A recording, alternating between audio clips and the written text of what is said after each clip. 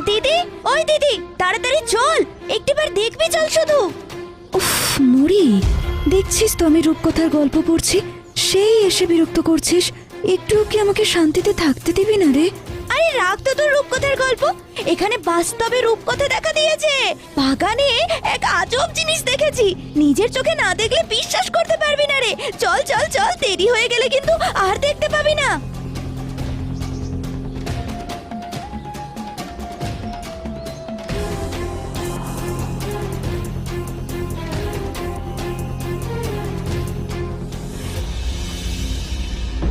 মাঠের শেষ প্রান্তে যেখান থেকে বন শুরু হয়েছে সেখানে এসে দুই বোন থামে। মুড়ি আঙুল উঁচিয়ে দূরে বনের ভেতরের একটি ঝোপ দেখায়। ঘন জঙ্গলের মধ্যে সবুজ লতাগুল্মের একটি ছোট ঝোপ, সেখানে একটি মাত্র ফল ডাল থেকে ঝুলছে।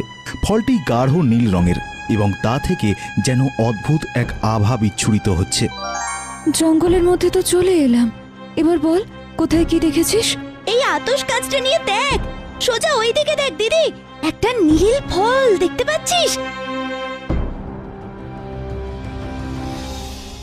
কেমন নীলকান্তমণির মতো জ্বলছে, আমার ওটা চাই চাই। কি? ওটা কি ফল আমি কি জানি? এমন ফল তো কোনোদিনও দেখিনি। অন্য কিছু তো হতে পারে, তাছাড়া ওটা বনের অনেক ভেতরে। সন্ধে হলো বলে এখন এই জঙ্গলে যাওয়াটা ঠিক হবে না। দিদি, তুই না বড্ড ভাবিস, এইটুকু যেতে আসতে কত আর সময় লাগবে? তুই চল আমার সাথে, ওটা হাতে নিলে কত সুন্দর লাগবে একবার ভাব তো। একদম না মুড়ি, অজানা ফল ছোঁয়া ঠিক নয়।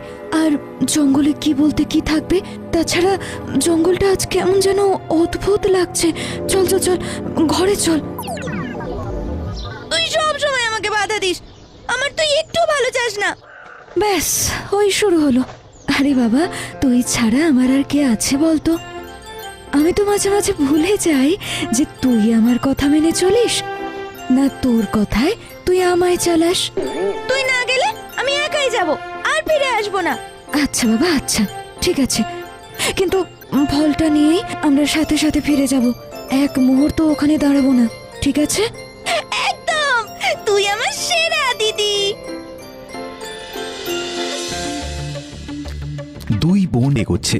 বনের ভেতরে অদ্ভুত এক নিস্তব্ধতা।